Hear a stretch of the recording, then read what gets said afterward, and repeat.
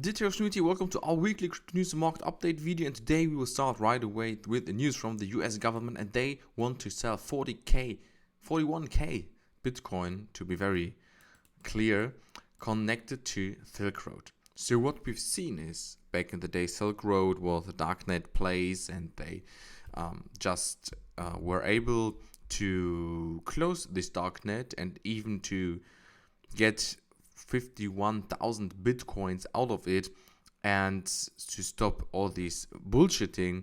And now they want to liquidate more than 41k Bitcoin within this year. And they already sold roughly 10k BTC without even someone noticing on the market. So everyone who's concerned and saying, oh, this will lead to high sell pressure, it won't.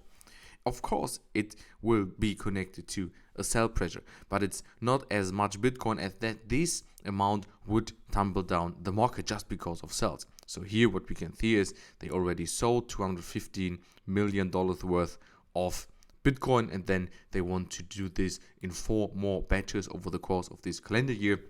So estimated around, again, 10,000 Bitcoin per batch. So this is what we've seen here. And this is as well quite interesting that we here having now Bitcoins back in the system for being traded and what you can hold that were a long time connected to fraud. And this is interesting because now Bitcoin is coming back to the market and people can use this Bitcoin for storing, sending, transferring, whatever they would like to do. They are not gone forever. And this is what especially is amazing. We have a limited supply, but this supply can come back to this market even if this Bitcoin were connected to fraud back in the days. And this is something that is good. And as well, the US government want to sell this 41k BTC to get liquid money, and this is okay, but it won't let market fall just because of one US government sell batch. The Bitcoin white paper makes a Formula 1 racing debut on a Kraken-sponsored car by Williams. Williams and Kraken are connected. They have a strong partnership. Kraken is on front of the car visible, and now they introduced the timestamp server of Bitcoin, a peer-to-peer electronic cash system, on the car in the race in Australia, Melbourne, on the last weekend. And this is a big next step forward. Everyone may know something around or of the white paper of Bitcoin.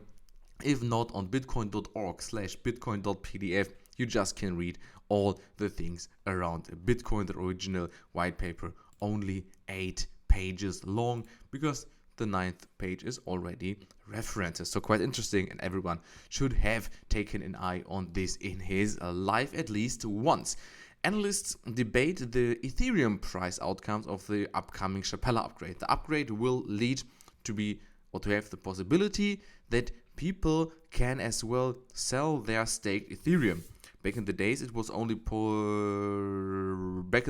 only was possible to bring Ethereum to the staking providing system, but now it will be able that you as well can withdraw the Ethereum from this.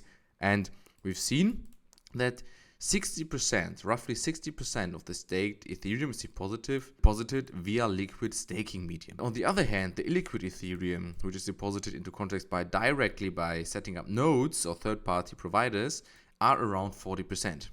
And these are most likely to sell after unlocking.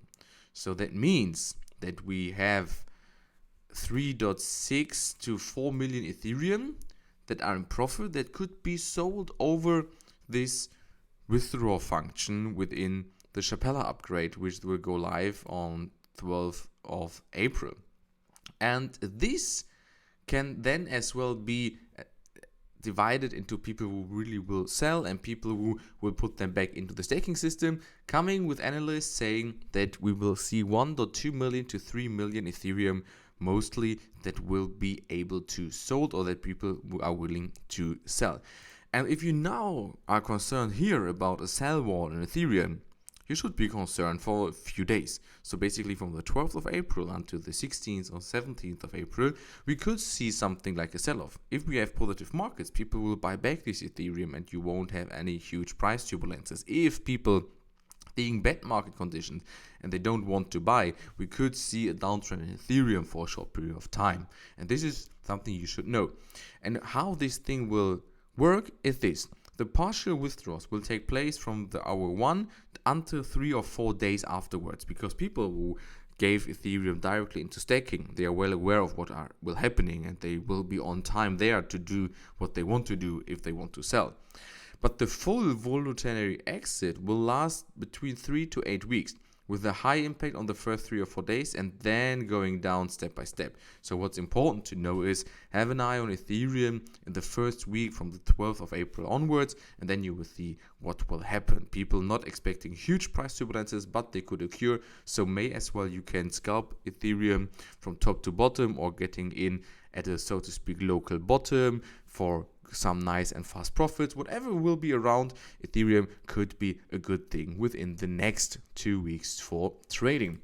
The Stuttgart Digital Börse is now a subsidiary of the Crypto Custody, and they have finally the go live and the improvement of the German Federal Financial Supervisory Authority, the BaFin, and the CEO said this established market participants licensed to hold cryptocurrencies in custody without any accreditations is something that will bring in a lot of family house institutions and stuff like this. So what we've seen here in Germany is a big mass adoption of digital assets within a very short time frame, and it's developing very fast. So as well here you can see the positivity of blockchain technology and digital assets is live, and the European Union is well aware of this and is pushing and promoting good projects and as well licensing stuff.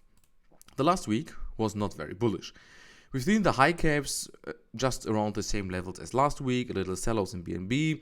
Only Ripple, due to some FOMO and some positivity, went up. All the other coins are just down or up a little bit. Nothing really happened. And if you're taking a look on the market cap based on the last 7 days, we as well can see that we not went up very much, and this is because of the scaling. If I'm going down to a smaller scaling, you will see that we really had no movement into the market. And through the logarithmic scaling, we've seen this, and if we're going to 1 month, you will see the last weeks, the last days were just a sideways movement. Nothing really happened. So as well underlining that the market was, so to speak, quite boring within the last week. And when it comes to Bitcoin, we can easily see this once again. We've seen that we've built a support down here at 26,700. We've then built it within the last days and hours around the weekend, even higher support at 27,700, roughly $1,000 higher, and we've built our resistance near 29k. So this is the general setup from the last 2 to 3 weeks, because if I'm scrolling out, you will see exactly the same things happened. So we are just in a trend channel where no one really is well aware of what will happen next. No one wants to buy because it's risky to buy huge batches right now and stuff like this. So the max volatility we saw from the lowest to the highest point were around 8.5%, and then as we reached our resistance, there were no big sell-offs, but we went down of around 4 to 4.5%, and then with a low volatility up and stuff like this. So here nothing really happened. And if we then now want to take an outlook, 2 things could occur. I think the thing that could occur that we're testing the support levels, both of them, and if the world markets are not quite positive, we even could go down lower than within the next days. Maybe we've seen a push in between, but let's see what will happen.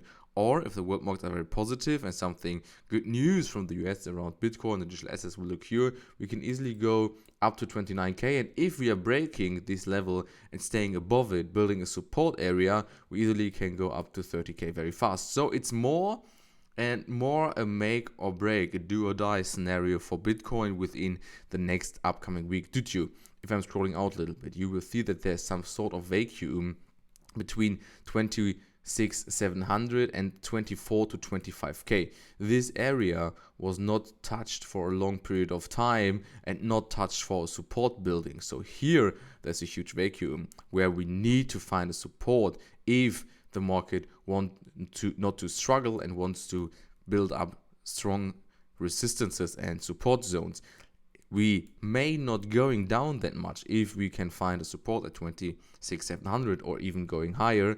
But be aware of this. Be aware that when negativity comes to the market, it could be more volatile than you may expect because of this not built support zones after this huge upwards trend. And with this thing, I think this is all I can say around Bitcoin.